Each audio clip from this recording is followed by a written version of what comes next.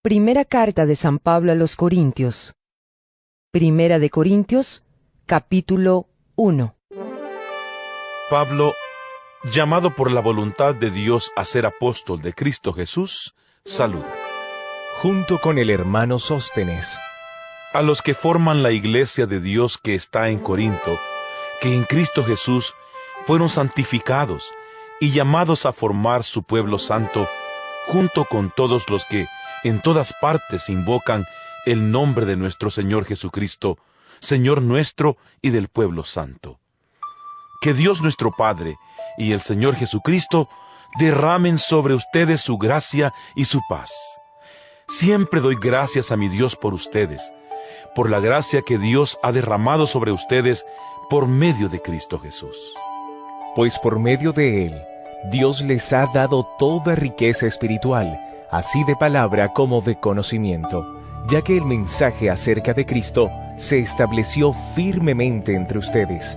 De este modo, no les falta ningún don de Dios, mientras esperan el día en que aparezca nuestro Señor Jesucristo. Dios los mantendrá firmes hasta el fin, para que nadie pueda reprocharles nada cuando nuestro Señor Jesucristo regrese. Dios siempre cumple sus promesas, y Él es quien los llamó a vivir en unión con su Hijo Jesucristo, nuestro Señor. Hermanos, en el nombre de nuestro Señor Jesucristo, les ruego que todos estén siempre de acuerdo y que no haya divisiones entre ustedes. Vivan en armonía, pensando y sintiendo de la misma manera. Digo esto, hermanos míos, porque he sabido por los de la familia de Cloé que hay discordias entre ustedes. Quiero decir que algunos de ustedes afirman, yo soy de Pablo, otros, yo soy de Apolo, otros, yo soy de Cefas, y otros, yo soy de Cristo. ¿Acaso Cristo está dividido? ¿Fue crucificado Pablo en favor de ustedes? ¿O fueron ustedes bautizados en el nombre de Pablo? Gracias a Dios que yo no bauticé a ninguno de ustedes, aparte de Crispo y de Gayo. Así nadie puede decir que fue bautizado en mi nombre. También bauticé a la familia de Estéfanas, pero no recuerdo haber bautizado a ningún otro. Pues Cristo no me mandó a bautizar, sino a anunciar el Evangelio, y no con alardes de sabiduría y retórica, para no quitarle valor a la muerte de Cristo en la cruz. El mensaje de la muerte de Cristo en la cruz parece una tontería a los que van a la perdición, pero este mensaje es poder de Dios para los que vamos a la salvación. Como dice la Escritura, haré que los sabios pierdan su sabiduría y que desaparezca la inteligencia de los inteligentes. ¿En qué pararon el sabio y el maestro, y el que sabe discutir sobre cosas de este mundo?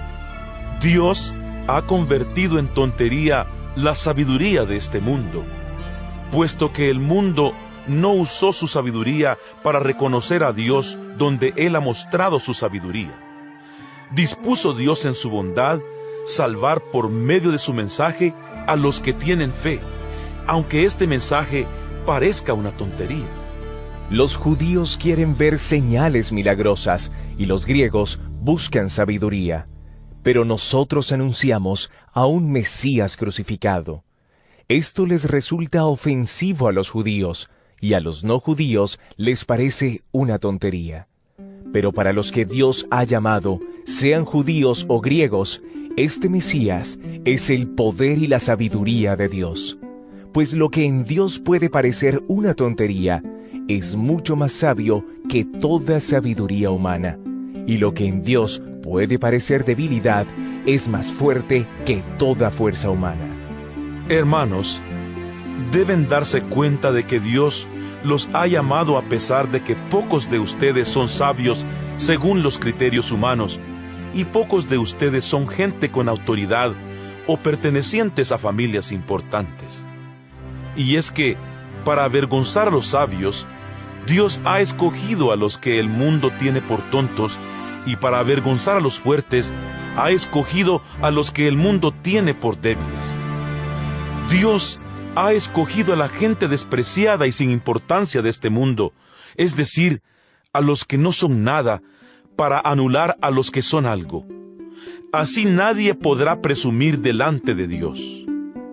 Pero Dios mismo los ha unido a ustedes con Cristo Jesús y ha hecho también que Cristo sea nuestra sabiduría, nuestra justicia, nuestra santificación y nuestra liberación. De esta manera, como dice la Escritura, si alguno quiere enorgullecerse, que se enorgullezca del Señor. Primera de Corintios, capítulo 2. Pero hermanos, cuando yo fui a hablarles del designio secreto de Dios, lo hice sin hacer alardes de retórica o de sabiduría. Y estando entre ustedes, no quise saber de otra cosa sino de Jesucristo, y más estrictamente, de Jesucristo crucificado. Me presenté ante ustedes débil y temblando de miedo. Y cuando les hablé y les prediqué el mensaje, no usé palabras sabias para convencerlos.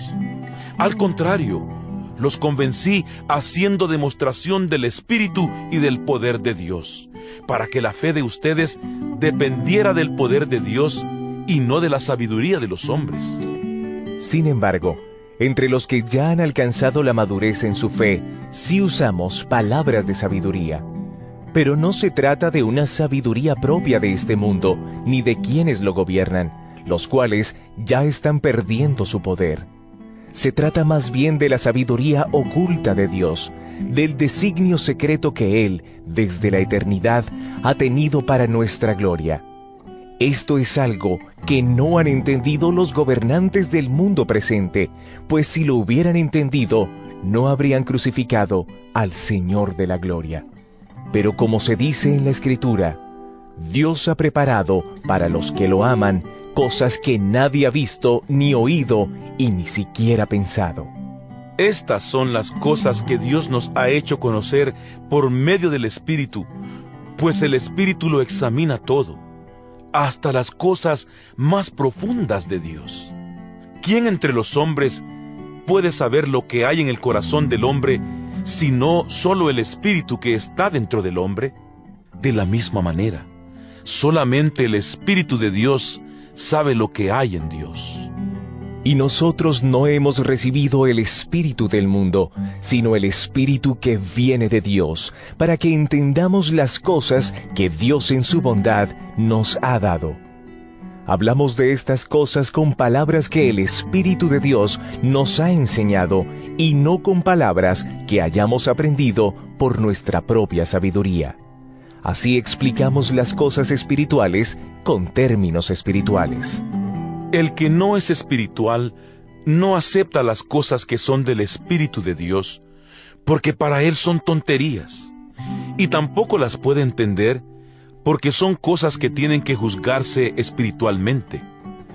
Pero aquel que tiene el Espíritu puede juzgar todas las cosas, y nadie lo puede juzgar a él. Pues la Escritura dice: ¿quién conoce la mente del Señor? ¿Quién podrá instruirle? Sin embargo, nosotros tenemos la mente de Cristo. Primera de Corintios, capítulo 3. Yo, hermanos, no pude hablarles entonces como a gente madura espiritualmente, sino como a personas débiles, como a niños en cuanto a las cosas de Cristo. Les di una enseñanza sencilla, igual que a un niño de pecho se le da leche en vez de alimento sólido, porque ustedes todavía no podían digerir la comida fuerte, y ni siquiera pueden digerirla ahora, porque todavía son débiles. Mientras haya entre ustedes envidias y discordias, es que todavía son débiles y actúan con criterios puramente humanos, porque cuando uno afirma, yo soy de Pablo, y otro, yo soy de Apolo, están manteniendo criterios puramente humanos. A fin de cuentas, ¿quién es Apolo? ¿Quién es Pablo? Simplemente servidores, por medio de los cuales ustedes han llegado a la fe. Cada uno de nosotros hizo el trabajo que el Señor les señaló. Yo sembré y Apolo regó, pero Dios es quien hizo crecer lo sembrado.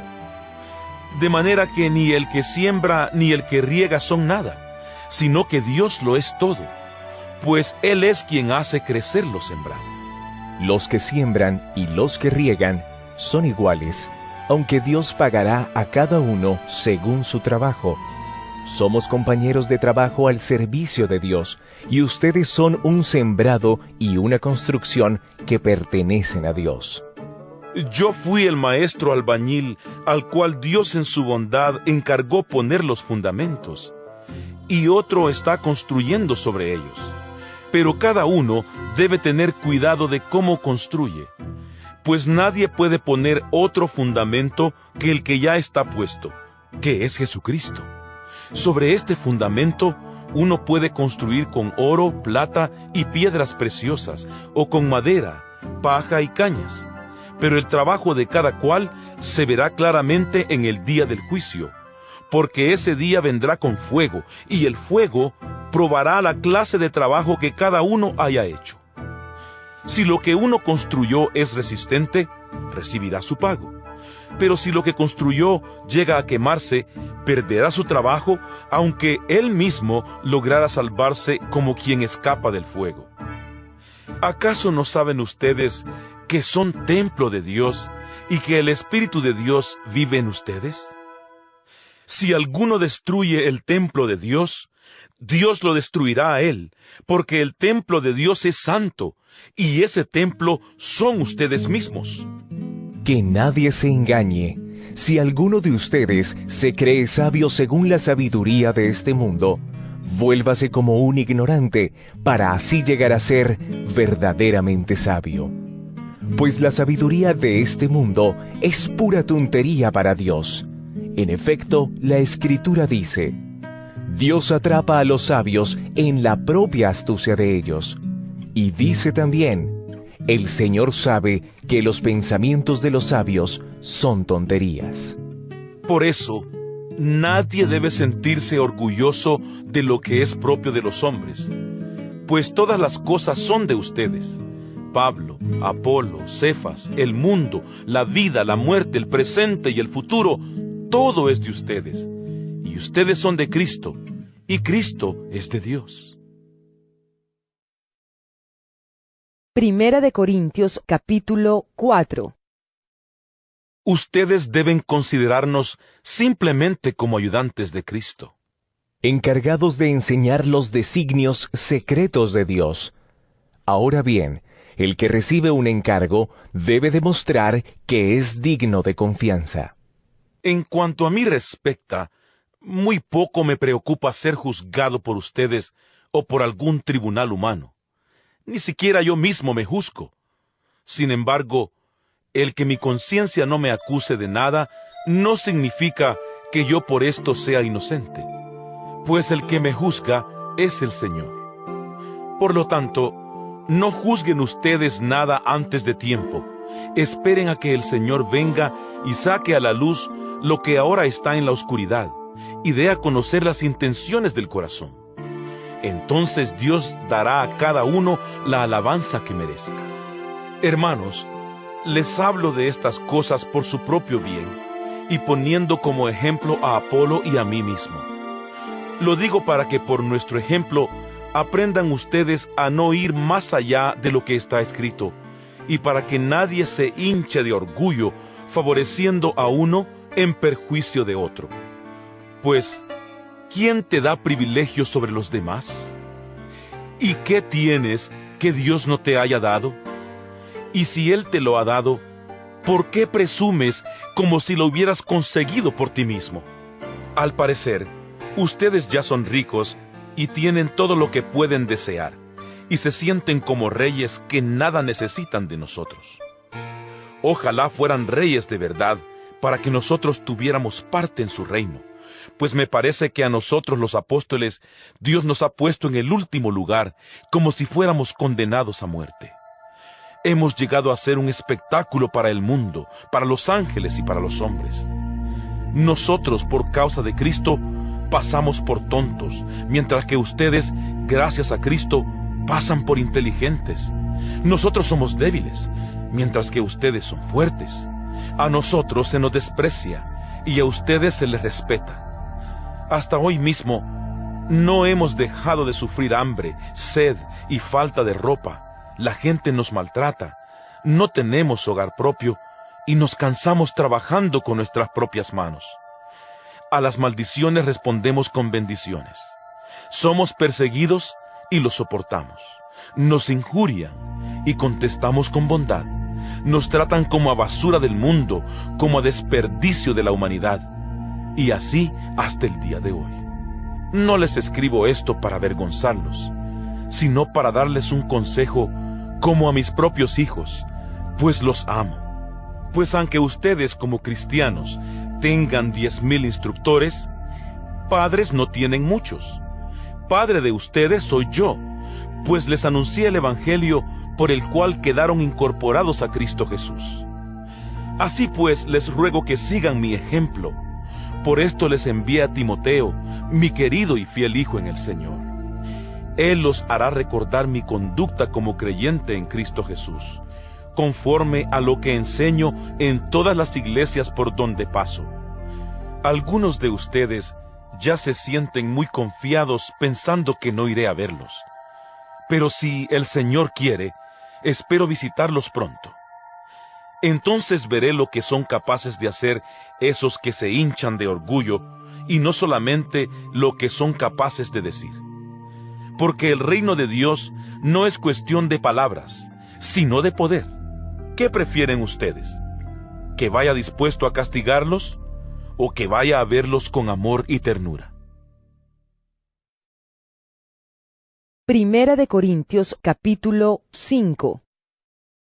Se ha sabido que uno de ustedes tiene como mujer a su propia madrastra.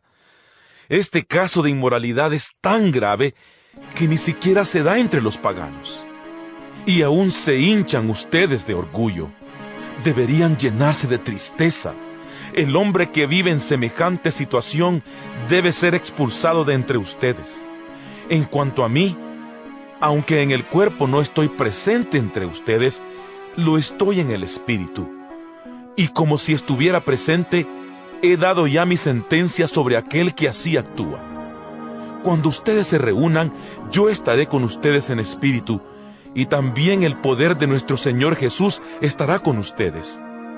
Entonces, en el nombre de nuestro Señor Jesús, ese hombre deberá ser entregado a Satanás para que su cuerpo sea destruido y su espíritu se salve cuando el Señor venga.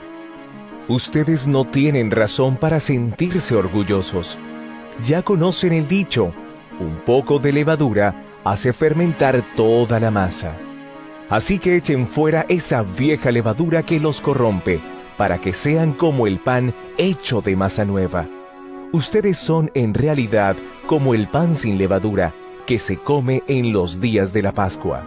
Porque Cristo, que es el Cordero de nuestra Pascua, fue muerto en sacrificio por nosotros. Así que debemos celebrar nuestra Pascua con el pan sin levadura, que es la sinceridad y la verdad, y no con la vieja levadura, ni con la corrupción de la maldad y la perversidad. En mi otra carta, les dije que no deben tener trato alguno con quienes se entregan a la prostitución. Y con esto no quise decirles que se aparten por completo de todos los que en este mundo se entregan a la prostitución, o son avaros, o ladrones, o idólatras, pues para lograrlo tendrían ustedes que salirse del mundo. Lo que quise decir es que no deben tener trato con ninguno que, llamándose hermano, se entregue a la prostitución, o sea avaro, o idólatra, o maldiciente, o borracho, o ladrón. Con gente así, ni siquiera comer juntos. No me toca a mí juzgar a los de fuera. Dios será quien los juzgue, pero ustedes ya están juzgando a los de dentro. Por eso, quiten a ese pecador de en medio de ustedes. Primera de Corintios, capítulo 6. Cuando alguno de ustedes tiene un pleito con otro, ¿por qué va a pedir justicia a los jueces paganos en vez de pedírsela a los del pueblo santo? ¿Acaso no saben ustedes que el pueblo santo ha de juzgar al mundo? Y si ustedes han de juzgar al mundo, ¿cómo no son capaces de juzgar estos asuntos tan pequeños? ¿No saben que incluso a los ángeles habremos de juzgarlos nosotros? Pues con mayor razón los asuntos de esta vida. Así que, si ustedes tienen pleitos por asuntos de la vida diaria, ¿por qué ponen por jueces a los que nada significan para la iglesia? Digo esto para que les dé vergüenza. ¿Acaso no hay entre ustedes ninguno con capacidad suficiente para juzgar un asunto entre sus hermanos? No solo se pelean unos hermanos con otros, sino que llevan sus pleitos ante jueces paganos. Ya el simple hecho de tener pleitos entre ustedes mismos es un grave defecto. ¿Por qué no mejor soportar la injusticia? ¿Por qué no mejor dejar que les roben? Pero ustedes, al contrario, cometen injusticias y roban hasta a sus propios hermanos. ¿No saben ustedes que los que cometen injusticias no tendrán parte en el reino de Dios? No se dejen engañar, pues en el reino de Dios no tendrán parte los que se entregan a la prostitución, ni los idólatras, ni los que cometen adulterio, ni los afeminados, ni los homosexuales, ni los que roban, ni los avaros, ni los borrachos, ni los maldicientes, ni los ladrones. Y esto eran antes algunos de ustedes, pero ahora ya recibieron el baño de la purificación.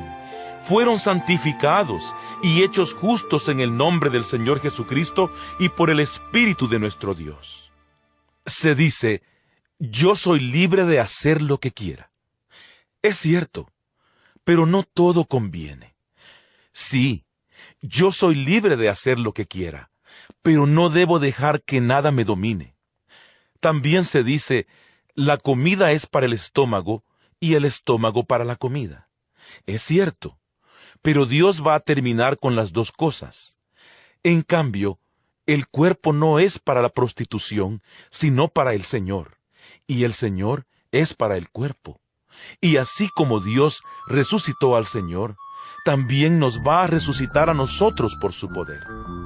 ¿Acaso no saben ustedes que su cuerpo es parte del cuerpo de Cristo?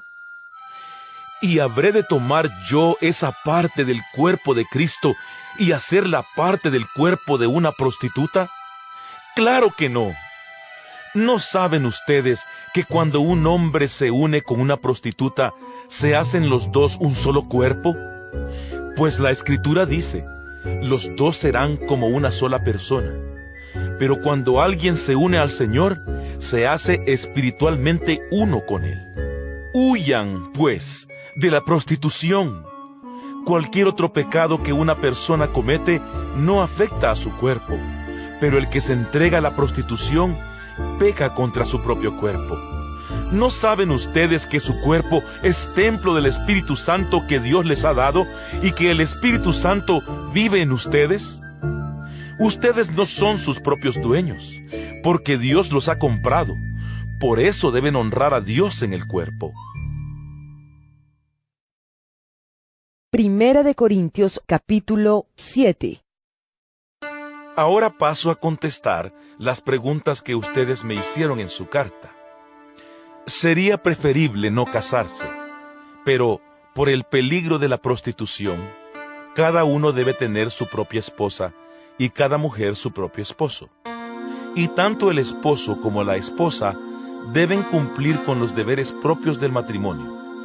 Ni la esposa es dueña de su propio cuerpo, puesto que pertenece a su esposo, ni el esposo es dueño de su propio cuerpo, puesto que pertenece a su esposa. Por lo tanto, no se nieguen el uno al otro, a no ser que se pongan de acuerdo en no juntarse por algún tiempo para dedicarse a la oración.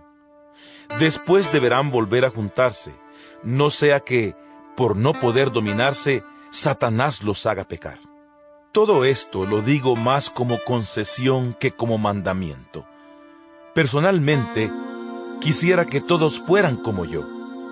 Pero Dios ha dado a cada uno diferentes dones, a unos de una clase y a otros de otra, A los solteros y a las viudas les digo que es preferible quedarse sin casar como yo. Pero si no pueden controlar su naturaleza, que se casen, pues más vale casarse que consumirse de pasión. Pero a los que ya están casados, les doy este mandato, que no es mío sino del Señor, que la esposa no se separe de su esposo. Ahora bien, en caso de que la esposa se separe de su esposo, deberá quedarse sin casar o reconciliarse con él. De la misma manera, el esposo no debe divorciarse de su esposa. En cuanto a los demás, les digo como cosa mía y no del Señor, que si la mujer de algún hermano no es creyente, pero está de acuerdo en seguir viviendo con él, el hermano no debe divorciarse de ella. Y si una mujer creyente está casada con un hombre no creyente, que está de acuerdo en seguir viviendo con ella, no deberá divorciarse de él. Pues el esposo no creyente queda santificado por su unión con una mujer creyente, y la mujer no creyente queda santificada por su unión con un esposo creyente. De otra manera, los hijos de ustedes serían impuros, pero, de hecho, pertenecen al pueblo santo. Ahora bien, si el esposo o la esposa no creyentes insisten en separarse, que lo hagan. En estos casos, el hermano o la hermana quedan en libertad, porque Dios los ha llamado a ustedes a vivir en paz. Pues, ¿cómo sabes tú, esposa, si acaso puedes salvar a tu esposo? ¿O cómo sabes tú, esposo, si acaso puedes salvar a tu esposa? Como quiera que sea, cada uno debe vivir según los dones que el Señor le ha dado, y tal como era cuando Dios lo llamó. Esta es la norma que doy a todas las iglesias. Si Dios llama a alguno que ha sido circuncidado, no trate de disimular su circuncisión. Y si llama a uno que no ha sido circuncidado, no debe circuncidarse, porque lo que importa no es estar o no estar circuncidado, sino obedecer los mandatos de Dios. Cada uno debe quedarse en la condición en que estaba cuando Dios lo llamó. Si cuando fuiste llamado eras esclavo, no te preocupes, aunque si tienes oportunidad de conseguir tu libertad, debes aprovecharla. Pues el que era esclavo cuando fue llamado a la fe, ahora es un hombre libre al servicio del Señor, y de la misma manera, el que era hombre libre cuando fue llamado, ahora es esclavo de Cristo. Dios los ha comprado a ustedes. No permitan que otros hombres los hagan esclavos. Así pues, hermanos, que cada cual permanezca delante de Dios en la condición en que estaba cuando fue llamado. En cuanto a las mujeres no casadas, no tengo ningún mandato especial del Señor, pero doy mi opinión, como uno que es digno de confianza por la misericordia del Señor. A mí me parece que es preferible que cada uno se quede tal como está, por causa de los tiempos difíciles en que vivimos. Si tienes mujer, no la abandones, y si no tienes, no la busques. Si te casas, no cometes pecado, y si una mujer soltera se casa, tampoco comete pecado. Pero los que se casan van a tener los sufrimientos propios de la naturaleza humana que yo quisiera evitarles. Hermanos, lo que quiero decir es esto: nos queda poco tiempo, por lo tanto, los casados deben vivir como si no lo estuvieran. Los que están de luto deben portarse como si estuvieran de fiesta, y los que están de fiesta deben portarse como si estuvieran de luto. Los que compran deben vivir como si nada fuera suyo, y los que están usando de este mundo deben vivir como si no estuvieran sacando provecho de él, porque este mundo que vemos ha de terminar. Yo quisiera librarlos a ustedes de preocupaciones. El que está soltero se preocupa por las cosas del Señor y por agradarle, pero el que está casado se preocupa por las cosas del mundo y por agradar a su esposa. Y así está dividido. Igualmente la mujer que ya no tiene esposo y la joven soltera se preocupan por las cosas del Señor, por ser santas tanto en el cuerpo como en el espíritu.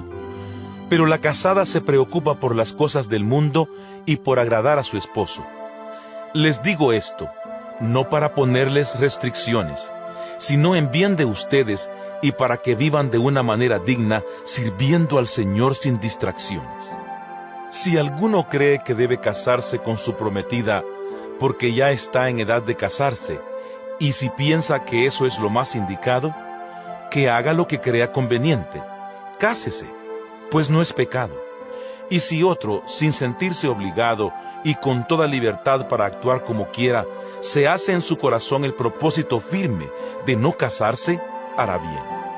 Así que, si se casa con su prometida, hace bien, pero si no se casa, hace mejor. La mujer casada está ligada a su esposo mientras éste vive, pero si el esposo muere, ella queda libre para casarse con quien quiera, con tal de que sea un creyente. Aunque creo que será más feliz si no vuelve a casarse. Esta es mi opinión, y creo que yo también tengo el Espíritu de Dios. Primera de Corintios, capítulo 8. Ahora paso al asunto de los alimentos ofrecidos en sacrificio a los ídolos. Es verdad lo que se dice, que todos tenemos el conocimiento de la verdad, pero el conocimiento hincha de orgullo, en tanto que el amor edifica la comunidad. Si alguien cree que conoce algo, todavía no lo conoce como lo debe conocer. Pero si alguien ama a Dios, Dios lo conoce a él. En cuanto a esto de comer alimentos ofrecidos en sacrificio a los ídolos, bien sabemos que un ídolo no tiene valor alguno en el mundo y que solamente hay un Dios. Pues aunque en el cielo y en la tierra existan esos llamados dioses, y en este sentido hay muchos dioses y muchos señores, para nosotros no hay más que un solo Dios, el Padre, en quien todo tiene su origen y para quien nosotros existimos. Y hay también un solo Señor, Jesucristo, por quien todas las cosas existen, incluso nosotros mismos. Pero no todos conocen la verdad. Algunos que estaban acostumbrados a adorar ídolos, todavía comen de esos alimentos pensando que fueron ofrecidos a los dioses, y su conciencia, que es débil, los hace sentirse contaminados por el ídolo. Claro que el que Dios nos acepte no depende de lo que comamos, pues no vamos a ser mejores por comer, ni peores por no comer. Pero eviten que esa libertad que ustedes tienen haga caer en pecado a los que son débiles en su fe. Porque si tú, que sabes estas cosas, te sientas a comer en un lugar dedicado a los ídolos y algún hermano débil te ve, puede suceder que él se anime a comer de esa ofrenda hecha a un ídolo. Y así tú, por tu conocimiento, haces que se pierda tu hermano débil, por quien Cristo también murió. Al ofender la conciencia de los hermanos débiles en la fe, ofenden ustedes a Cristo mismo. Por eso, si por causa de mi comida hago caer en pecado a mi hermano, no debo comer carne nunca, para no ponerlo en peligro de pecar. Primera de Corintios, capítulo 9. No me negarán ustedes que yo tengo la libertad y los derechos de un apóstol, pues he visto a Jesús nuestro Señor, y ustedes mismos son el resultado de mi trabajo en la obra del Señor. Puede ser que para otros yo no sea apóstol, pero para ustedes sí lo soy, porque el hecho de que ustedes estén incorporados al Señor prueba que en verdad lo soy.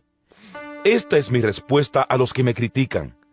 Tenemos todo el derecho de recibir comida y bebida, y también de llevar con nosotros una esposa cristiana, como hacen los otros apóstoles y los hermanos del Señor y Cefas.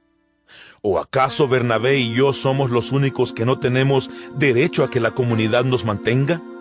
¿Quién sirve como soldado pagándose sus propios gastos? ¿Quién cultiva un viñedo y no come de sus uvas?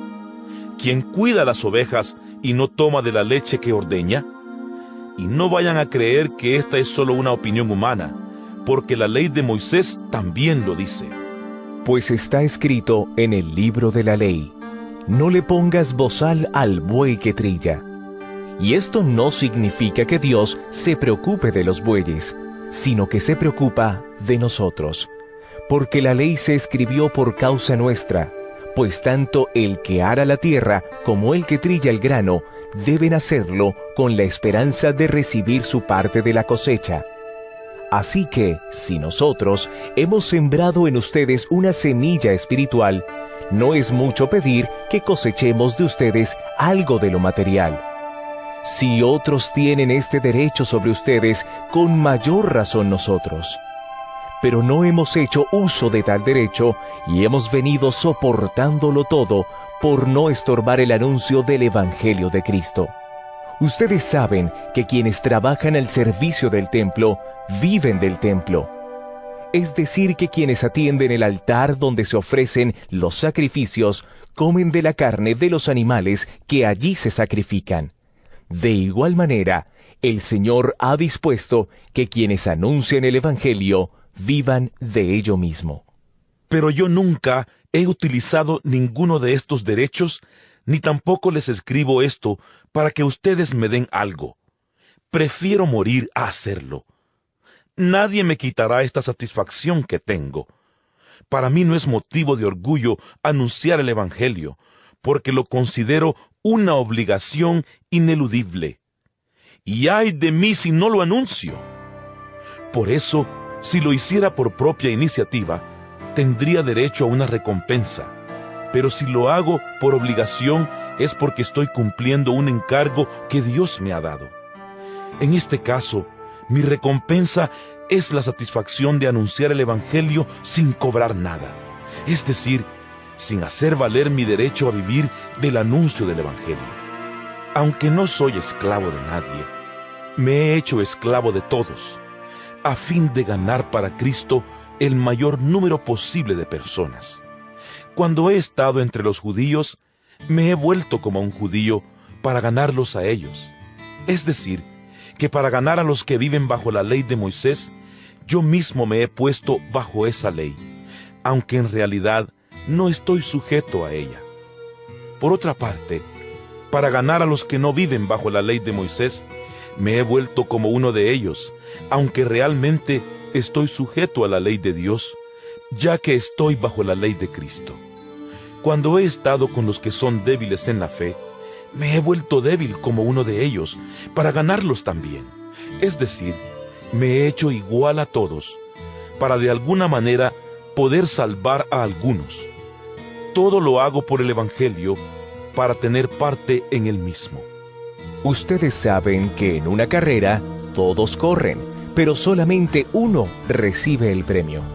Pues bien, corran ustedes de tal modo que reciban el premio.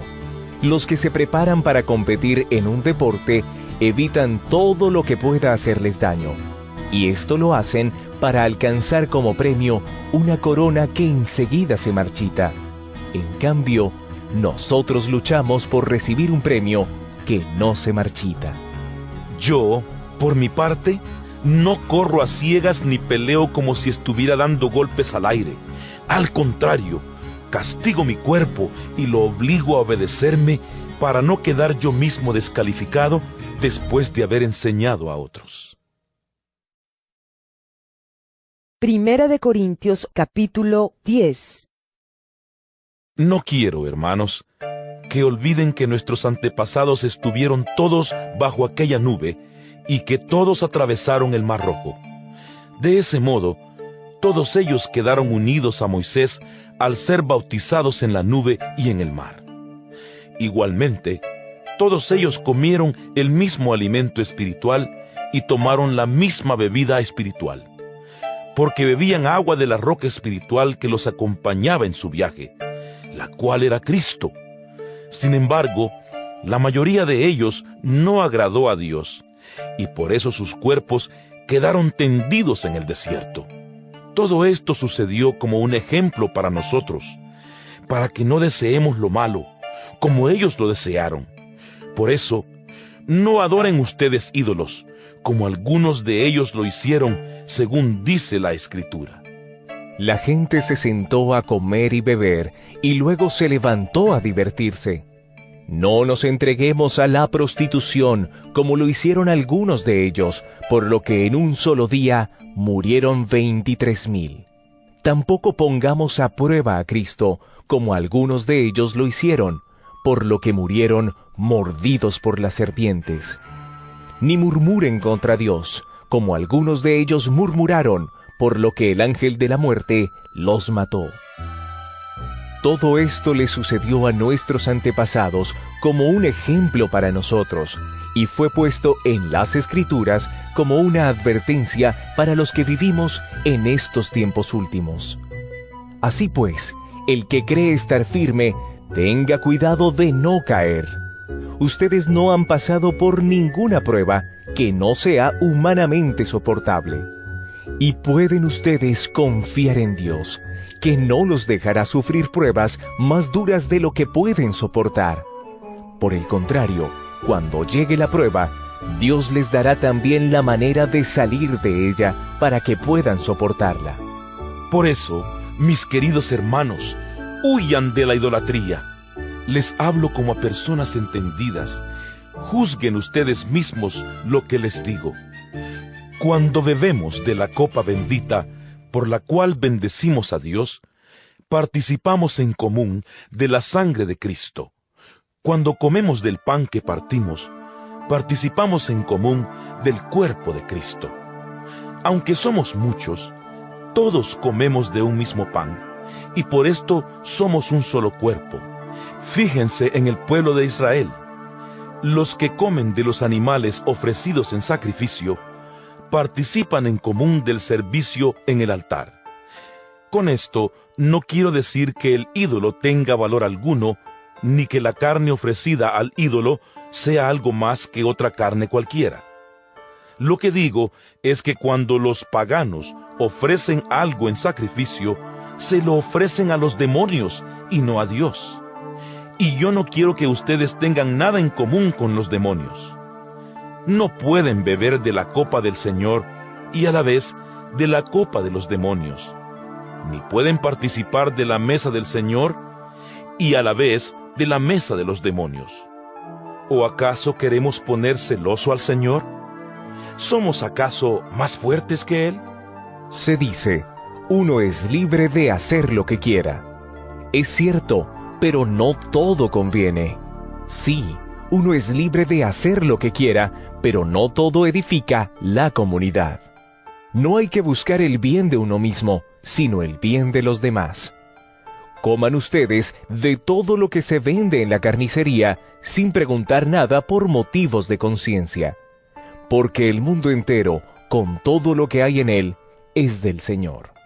Si uno que no es creyente los invita a comer, y ustedes quieren ir, coman de todo lo que les sirvan, sin preguntar nada por motivos de conciencia.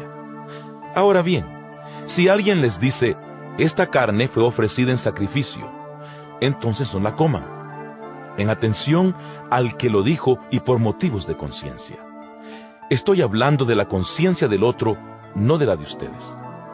Yo no debo hacer que mi libertad sea mal juzgada por la conciencia de otra persona. Si doy gracias a Dios por lo que como, no debo hacer que se hable mal de lo que para mí es motivo de dar gracias a Dios. En todo caso, lo mismo si comen que si beben, que si hacen cualquier otra cosa, háganlo todo para la gloria de Dios. No den mal ejemplo a nadie, ni a los judíos, ni a los no judíos, ni a los que pertenecen a la iglesia de Dios. Yo, por mi parte, procuro agradar a todos en todo, sin buscar mi propio bien, sino el de los demás, para que alcancen la salvación. Primera de Corintios, capítulo 11. Sigan ustedes mi ejemplo, como yo sigo el ejemplo de Cristo. Los felicito porque siempre se acuerdan de mí y mantienen las tradiciones que les transmití. Pero quiero que entiendan que Cristo es cabeza de cada hombre, y que el esposo es cabeza de su esposa, así como Dios es cabeza de Cristo. Si un hombre se cubre la cabeza cuando ora, o cuando comunica mensajes proféticos, deshonra su cabeza. En cambio, si una mujer no se cubre la cabeza cuando ora o cuando comunica mensajes proféticos, deshonra su cabeza. Es igual que si se hubiera rapado, porque si una mujer no se cubre la cabeza, más vale que se la rape de una vez. Pero si la mujer considera vergonzoso cortarse el cabello o raparse la cabeza, entonces que se la cubra. El hombre no debe cubrirse la cabeza, porque él es imagen de Dios y refleja la gloria de Dios. Pero la mujer refleja la gloria del hombre, pues el hombre no fue sacado de la mujer, sino la mujer del hombre. Y el hombre no fue creado por causa de la mujer, sino la mujer por causa del hombre. Precisamente por esto, y por causa de los ángeles, la mujer debe llevar sobre la cabeza una señal de autoridad. Sin embargo, en la vida cristiana, ni el hombre existe sin la mujer, ni la mujer sin el hombre. Pues aunque es verdad que la mujer fue formada del hombre, también es cierto que el hombre nace de la mujer, y todo tiene su origen en Dios. Ustedes mismos juzguen si está bien que la mujer ore a Dios sin cubrirse la cabeza. La naturaleza misma nos enseña que es una vergüenza que el hombre se deje crecer el cabello. En cambio, es una honra para la mujer dejárselo crecer, porque a ella se le ha dado el cabello largo para que le cubra la cabeza.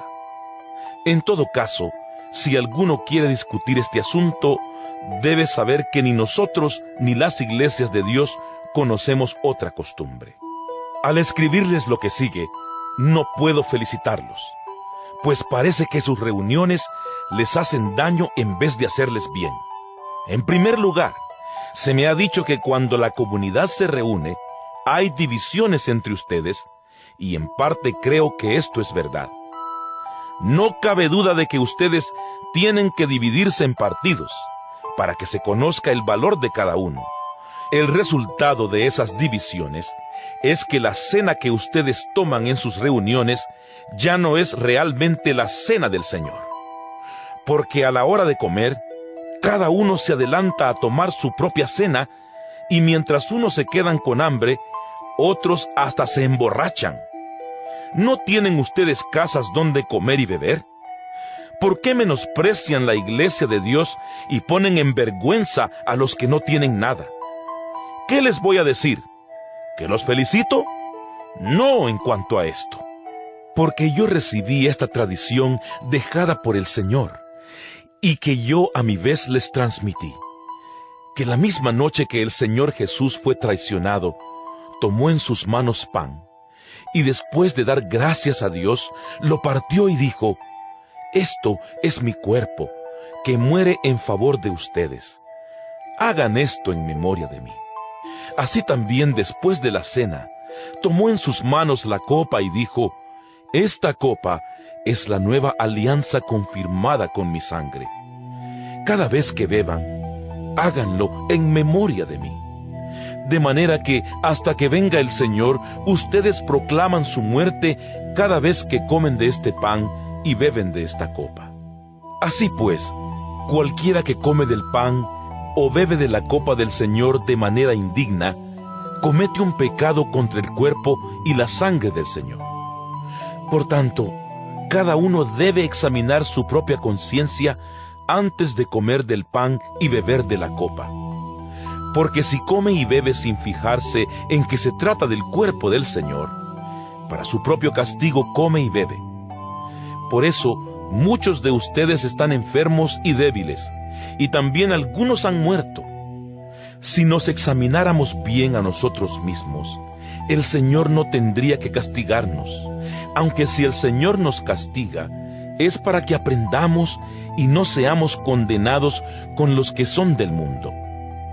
Así que, hermanos míos, cuando se reúnan para comer, espérense unos a otros. Y si alguno tiene hambre, que coma en su propia casa, para que Dios no tenga que castigarlos por esa clase de reuniones. Los otros asuntos los arreglaré cuando vaya a verlos.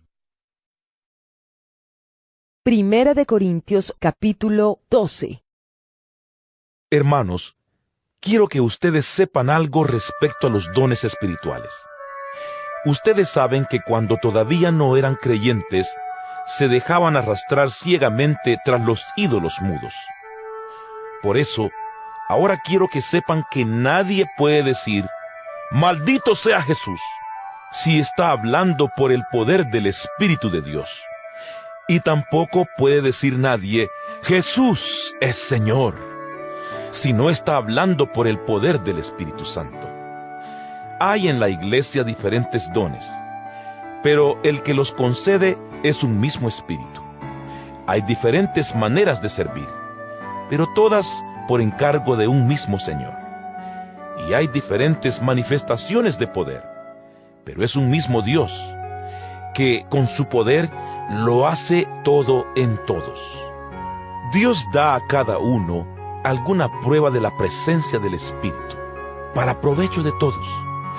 Por medio del Espíritu, a unos les concede que hablen con sabiduría, y a otros, por el mismo Espíritu, les concede que hablen con profundo conocimiento. Unos reciben fe por medio del mismo Espíritu, y otros reciben el don de curar enfermos. Unos reciben poder para hacer milagros, y otros tienen el don de profecía. A unos, Dios les da la capacidad de distinguir entre los espíritus falsos y el espíritu verdadero, y a otros la capacidad de hablar en lenguas, y todavía a otros les da la capacidad de interpretar lo que se ha dicho en esas lenguas. Pero todas estas cosas las hace con su poder el único y mismo Espíritu, dando a cada persona lo que a él mejor le parece. El cuerpo humano, aunque está formado por muchos miembros, es un solo cuerpo. Así también Cristo. Y de la misma manera, todos nosotros, judíos o no judíos, esclavos o libres, fuimos bautizados para formar un solo cuerpo por medio de un solo Espíritu. Y a todos se nos dio a beber de ese mismo Espíritu. Un cuerpo no se compone de un solo miembro, sino de muchos. Si el pie dijera, «Como no soy mano, no soy del cuerpo», no por eso dejaría de ser del cuerpo. Y si la oreja dijera, «Como no soy ojo, no soy del cuerpo», no por eso dejaría de ser del cuerpo. Y si todo el cuerpo fuera ojo, no podríamos oír. Y si todo el cuerpo fuera oído, no podríamos oler. Pero Dios ha puesto cada miembro del cuerpo en el sitio que mejor le pareció. Si todo fuera un solo miembro, no habría cuerpo. Lo cierto es que, aunque son muchos los miembros, el cuerpo solo es uno. El ojo no puede decirle a la mano, «No te necesito», ni la cabeza puede decirles a los pies, «No los necesito». Al contrario, los miembros del cuerpo que parecen más débiles son los que más se necesitan, y los miembros del cuerpo que menos estimamos son los que vestimos con más cuidado. Y los miembros que consideramos menos presentables son los que tratamos con más modestia, lo cual no es necesario hacer con los miembros más presentables.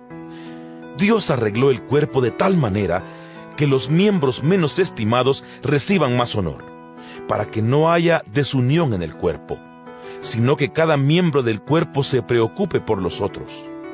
Si un miembro del cuerpo sufre, todos los demás sufren también. Y si un miembro recibe atención especial, todos los demás comparten su alegría. Pues bien, ustedes son el cuerpo de Cristo, y cada uno de ustedes es un miembro con su función particular.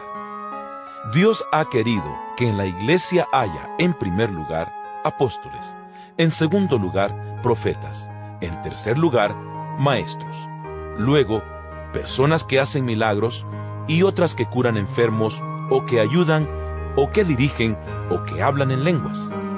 No todos son apóstoles, ni todos son profetas. No todos son maestros, ni todos hacen milagros. Ni todos tienen poder para curar enfermos.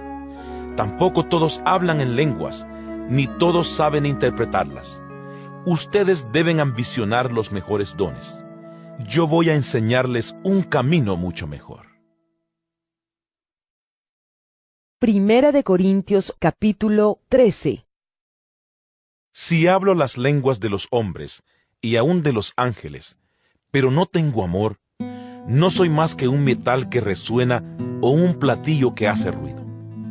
Y si tengo el don de profecía y entiendo todos los designios secretos de Dios, y sé todas las cosas, y si tengo la fe necesaria para mover montañas, pero no tengo amor, no soy nada. Y si reparto entre los pobres todo lo que poseo, y aun si entrego mi propio cuerpo para tener de qué enorgullecerme, pero no tengo amor, de nada me sirve. Tener amor es saber soportar, es ser bondadoso, es no tener envidia, ni ser presumido, ni orgulloso, ni grosero, ni egoísta, es no enojarse ni guardar rencor, es no alegrarse de las injusticias, sino de la verdad. Tener amor es sufrirlo todo, creerlo todo, esperarlo todo, soportarlo todo. El amor jamás dejará de existir. Un día el don de profecía terminará, y ya no se hablará en lenguas, ni serán necesarios los conocimientos, porque los conocimientos y la profecía son cosas imperfectas, que llegarán a su fin cuando venga lo que es perfecto. Cuando yo era niño, hablaba, pensaba y razonaba como un niño, pero al hacerme hombre, dejé atrás lo que era propio de un niño.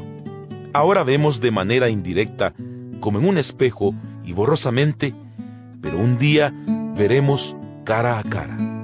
Mi conocimiento es ahora imperfecto, pero un día conoceré a Dios como Él me ha conocido siempre a mí. 3 cosas hay que son permanentes: la fe, la esperanza y el amor. Pero la más importante de las 3 es el amor. Primera de Corintios capítulo 14. Procuren, pues, tener amor, y al mismo tiempo aspiren a que Dios les dé dones espirituales, especialmente el de profecía. Aquel que habla en lenguas extrañas, habla a Dios, y no a seres humanos, pues nadie lo entiende. En su espíritu dice cosas secretas, pero nadie las entiende. En cambio, el que comunica mensajes proféticos, lo hace para edificación de la comunidad y la anima y consuela. El que habla en una lengua extraña, lo hace para su propio bien, pero el que comunica mensajes proféticos edifica a la iglesia. Yo quisiera que todos ustedes hablaran en lenguas extrañas, pero preferiría que comunicaran mensajes proféticos. Esto es mejor que hablar en lenguas, a menos que se interprete su significado de tal manera que sirva para edificación de la iglesia. Por ejemplo, hermanos, no les servirá de nada que yo los visite y les hable en lenguas extrañas, en vez de hablarles de lo que Dios nos manifiesta o del conocimiento de la verdad, o en vez de comunicarles algún mensaje profético o alguna enseñanza. Si los instrumentos musicales como la flauta o el arpa no tuvieran diferente sonido, no podría distinguirse qué música produce cada uno. Y si en la guerra la trompeta no diera sus toques con claridad, nadie se prepararía para la batalla. Lo mismo sucede con ustedes. Si no usan su lengua para pronunciar palabras que se puedan entender, ¿cómo va a saberse lo que están diciendo? Le estarán hablando al aire. Sin duda hay muchos idiomas en el mundo, y todos se valen del sonido. Pero si yo no conozco el significado de los sonidos, seré un extranjero para el que me habla, y él será un extranjero para mí. Por eso, ya que ustedes ambicionan poseer dones espirituales, procuren tener en abundancia aquellos que ayudan a la edificación de la iglesia. Por lo tanto, el que habla en lengua extraña, pídale a Dios que le conceda el poder de interpretarla. Pues si yo oro en una lengua extraña, es verdad que estoy orando con mi espíritu, pero mi entendimiento permanece estéril. ¿Qué debo hacer entonces? Pues debo orar con el espíritu, pero también con el entendimiento. Debo cantar con el espíritu, pero también con el entendimiento. Porque si tú alabas a Dios solamente con el espíritu, y una persona común y corriente te escucha, no podrá unirse a ti en tu acción de gracias, pues no entenderá lo que dices. Tu acción de gracias podrá ser muy buena, pero no será útil para el otro. Doy gracias a Dios porque hablo en lenguas extrañas más que todos ustedes. Pero en la iglesia prefiero decir 5 palabras que se entiendan para enseñar así a otros que decir 10,000 palabras en lengua extraña. Hermanos, no piensen ustedes como niños. Sean como niños para lo malo, pero sean adultos en su modo de pensar. En la Escritura se dice: hablaré a esta nación en lenguas extrañas y por boca de extranjeros, pero ni aun así me harán caso, dice el Señor. Así que el hablar en lenguas es una señal para los que no son creyentes, no para los que tienen fe. Pero el comunicar mensajes proféticos es una señal para los que tienen fe, no para los que no son creyentes. Porque cuando la iglesia se encuentra reunida, si todos están hablando en lenguas y entra una persona común y corriente o un no creyente, creerá que ustedes se han vuelto locos. En cambio, si todos comunican mensajes proféticos y entra un no creyente o una persona común y corriente, él mismo quedará convencido y se examinará al oír lo que todos están diciendo.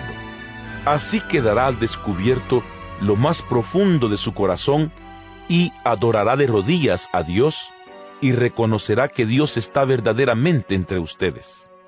En resumen, hermanos, cuando ustedes se reúnan, unos pueden cantar salmos, otros pueden enseñar o comunicar lo que Dios les haya revelado, o hablar en lenguas extrañas, o interpretarlas, pero que todo sea para edificación mutua. Y cuando se hable en lenguas extrañas, que lo hagan 2 personas, o 3 cuando más, y por turno. Además, alguien debe interpretar esas lenguas.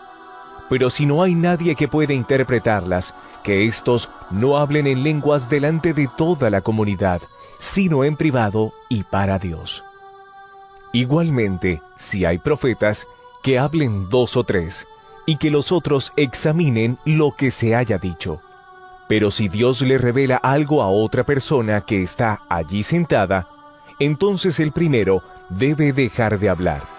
De esta manera todos, cada uno en su turno correspondiente, podrán comunicar mensajes proféticos para que todos aprendan y se animen. El don de profecía debe estar bajo el control del profeta, porque Dios es Dios de paz y no de confusión. Siguiendo la práctica general de las comunidades cristianas, las mujeres deben guardar silencio en las reuniones de la iglesia, porque no les está permitido hablar. Deben estar sometidas a sus esposos como manda la ley. Si quieren saber algo, pregúntenlo a sus esposos en casa, porque no está bien que una mujer hable en las reuniones de la iglesia. Tengan presente que la palabra de Dios no comenzó en ustedes, ni ustedes son los únicos que la han recibido. Si alguien se cree profeta o cree estar inspirado por el Espíritu, reconocerá que esto que les estoy escribiendo es un mandato del Señor. Y si no lo reconoce, el Señor tampoco lo reconoce a él. Así pues, hermanos míos, aspiren al don de profecía, y no prohíban que se hable en lenguas, pero háganlo todo decentemente y con orden. Primera de Corintios capítulo 15. Ahora, hermanos, quiero que se acuerden del Evangelio que les he predicado. Este es el Evangelio que ustedes aceptaron y en el cual están firmes. también por medio de este evangelio se salvarán si se mantienen firmes en él, tal como yo se lo anuncié. De lo contrario, habrán creído en vano. En primer lugar, les he enseñado la misma tradición que yo recibí, a saber, que Cristo murió por nuestros pecados, según las Escrituras, que lo sepultaron y que resucitó al tercer día, también según las Escrituras, y que se apareció a Cefas, y luego a los 12. Después se apareció a más de 500 hermanos a la vez, la mayoría de los cuales vive todavía, aunque algunos ya han muerto. Después se apareció a Santiago, y luego a todos los apóstoles. Por último, se me apareció también a mí, que soy como un niño nacido anormalmente. Pues yo soy el menos importante de los apóstoles, y ni siquiera merezco llamarme apóstol, porque perseguí a la iglesia de Dios. Pero soy lo que soy, porque Dios fue bueno conmigo, y su bondad para conmigo no ha resultado en vano. Al contrario, he trabajado más que todos ellos, aunque no he sido yo, sino Dios, que en su bondad me ha ayudado. Lo que importa es que, tanto yo como ellos, esto es lo que hemos predicado, y esto es lo que ustedes han creído. Pero si nuestro mensaje es que Cristo resucitó, ¿por qué dicen algunos de ustedes que los muertos no resucitan? Porque si los muertos no resucitan, entonces tampoco Cristo resucitó. Y si Cristo no resucitó, el mensaje que predicamos no vale para nada, ni tampoco vale para nada la fe que ustedes tienen. Si esto fuera así, nosotros resultaríamos ser testigos falsos de Dios, puesto que estaríamos afirmando en contra de Dios que Él resucitó a Cristo, cuando en realidad no lo habría resucitado si fuera verdad que los muertos no resucitan. Porque si los muertos no resucitan, entonces tampoco Cristo resucitó. Y si Cristo no resucitó, la fe de ustedes no vale para nada. Todavía siguen en sus pecados. En este caso, también están perdidos los que murieron creyendo en Cristo. Si nuestra esperanza en Cristo solamente vale para esta vida, somos los más desdichados de todos. Pero lo cierto es que Cristo ha resucitado. Él es el primer fruto de la cosecha. Ha sido el primero en resucitar. Así como por causa de un hombre vino la muerte, también por causa de un hombre viene la resurrección de los muertos. Y así como en Adán todos mueren, así también en Cristo todos tendrán vida. Pero cada uno en el orden que le corresponda. Cristo en primer lugar.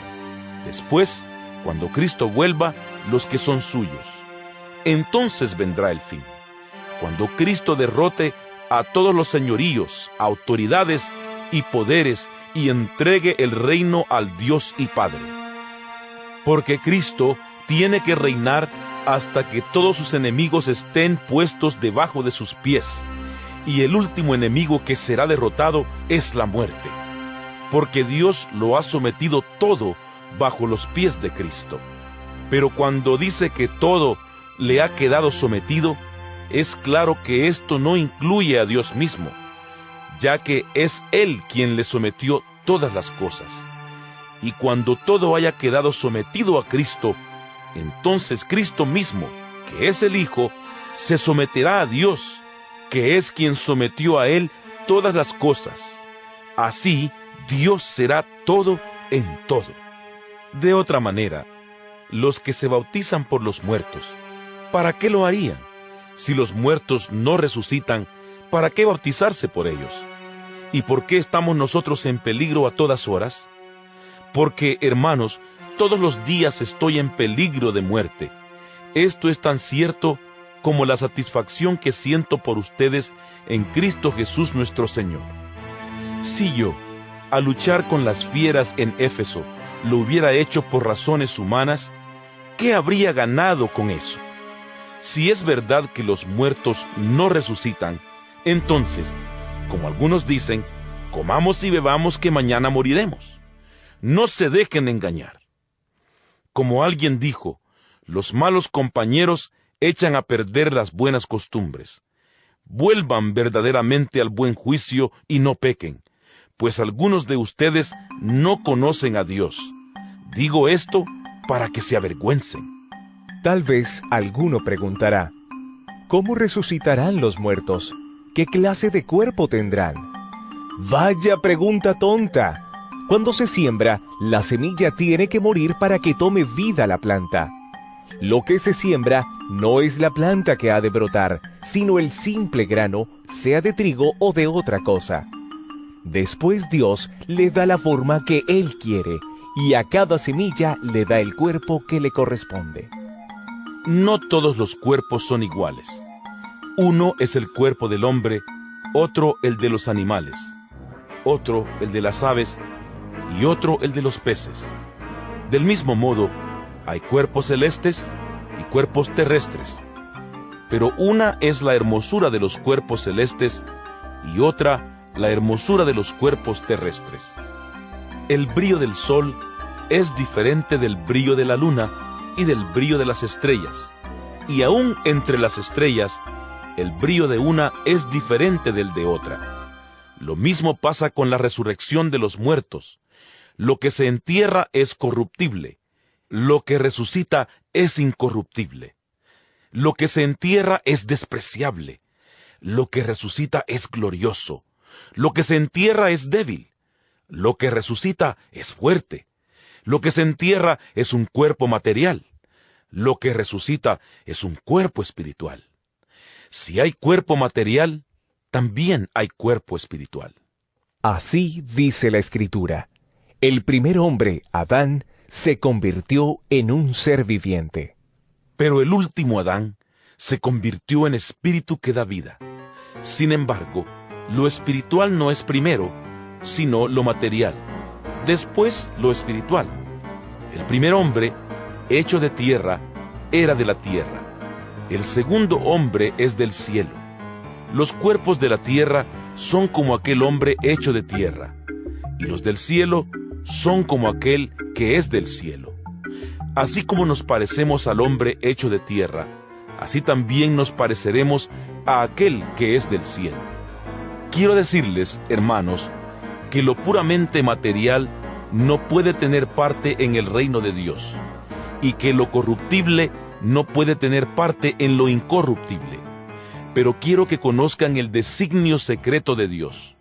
No todos moriremos, pero todos seremos transformados en un momento, en un abrir y cerrar de ojos, cuando suene el último toque de trompeta.